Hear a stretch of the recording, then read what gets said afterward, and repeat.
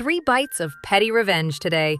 An Uber driver exposed, a bratty kid busted, and a line cutter shut down. Let's go.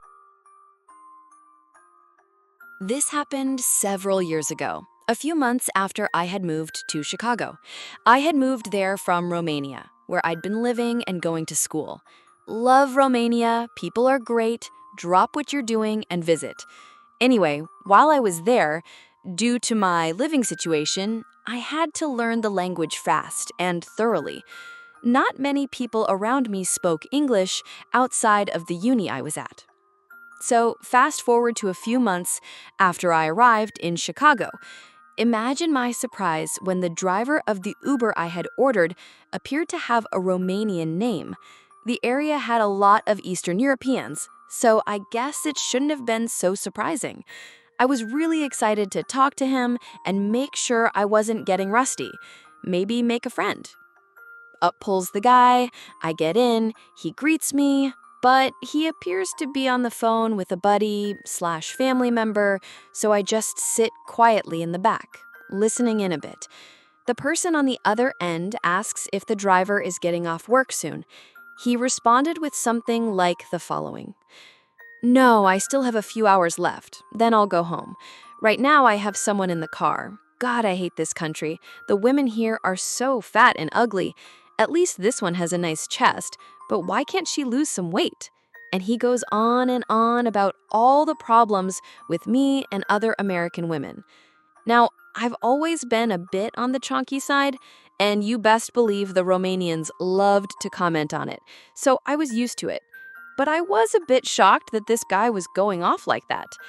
Anyway, I'm just kind of sitting, bemused, in the back seat as we near my destination. Then I tell him in Romanian, with all my might trying to pull off the distinct accent of the region I had been living in, "Can you just pull over there, on the right?" I swear, this guy's head did the Exorcist girl head moved, and he turned a shade of red I have seen nowhere else in nature. He didn't say anything, just pulled over. When I got out, I said thanks and added, "You're not attractive and you're also fat, so maybe you shouldn't make comments like that." I have never again reached such levels of self-pride. Yita, if you see this, hope you're still fat and ugly. Oh, this is the kind of petty revenge that gives me life. Sitting there the whole ride, just letting him dig his own grave, and then, boom, you drop perfect Romanian right at the end. I can just imagine the color draining from his face and then rushing back as that "oh no" moment hit. And telling him, in his own language, that he's not exactly a prize either. That's chef's kiss. If that were me, I'd be walking around Chicago for the rest of the week like I just won a championship. Honestly, I hope Gitsa still remembers you every single time he picks up a passenger, and maybe sweats a little wondering what languages they might know. That's not just revenge. That's planting a seed that lives in his head rent-free. Speaking of perfectly timed satisfaction, wait until you hear about a bratty playground bully who picked the wrong moment to open her mouth. I have a 1-year-old son, and we decided to go to the playground one day. On this day, a bunch of kids were there, among whom was a bratty 4-year-old or so girl who had a mean streak to her. My son, who didn't know better, went close to her, and she just tells him, "What are you doing here? You're not invited here." I agree, I kinda didn't like my son being bullied, but I figured he doesn't understand these things yet, and I didn't want to be one of those sensitive helicopter parents who shield their kids from everything. So I just took my son, and we played elsewhere. Later on, I saw that her grandma was there, and it seemed like she's not one of those loosey-goosey grandmas. So while the girl was close to her grandma, it dawned on me I could bait her to be mean to my kid in front of Granny. So I placed my son close to her, since I figured out he wouldn't understand anyway. And it worked. She said, "You're not welcome here, go away!" And her grandma heard, and she got in trouble.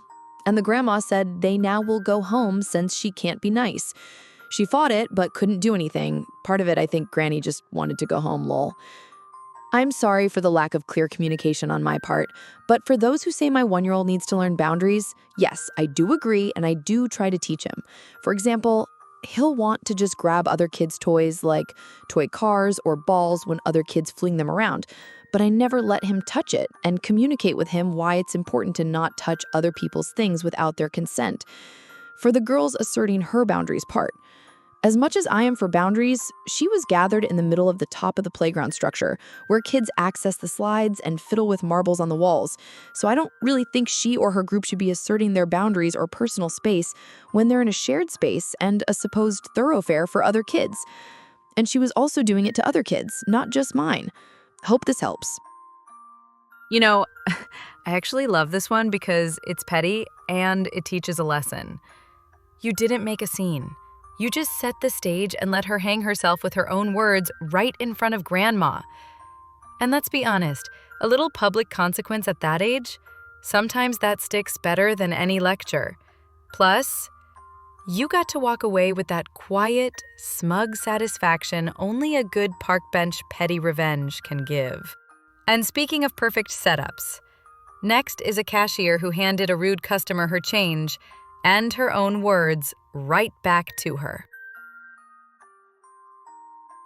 Years ago, I worked in a store with multiple cash registers. I was second on call, so when things got too busy at the first register, I was called to assist. The policy was that you gesture to the next person in the other line. Please follow me. This register is opening now. It was an older man who started to gather some of his stuff that he had already put down, and this fine specimen of a human paces from behind him and throws her stuff on the conveyor belt. I mentioned that the gentleman was supposed to be next, but she quickly retorted with a saying that literally translates to, "Life is for the quick ones." I was visibly annoyed, but the older man waved his hand to me, suggesting I let it go. As I checked her out, she paid cash with a banknote.